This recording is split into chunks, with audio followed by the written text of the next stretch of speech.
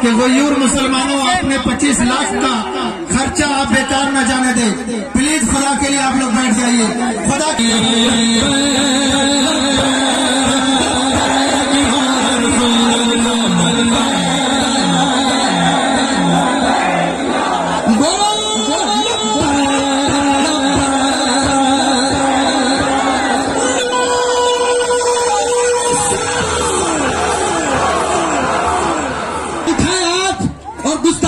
को बताए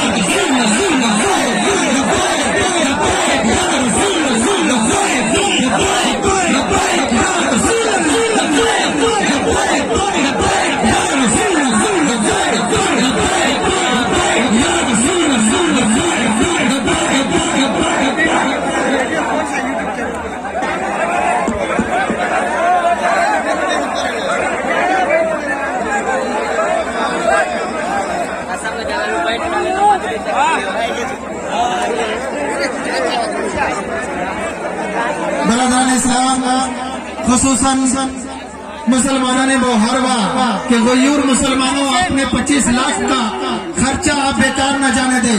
प्लीज खुदा के लिए आप लोग बैठ जाइए। खुदा के लिए बैठ जाइए। खुदा के लिए बैठ जाइए। खुदा के लिए बैठ जाइए।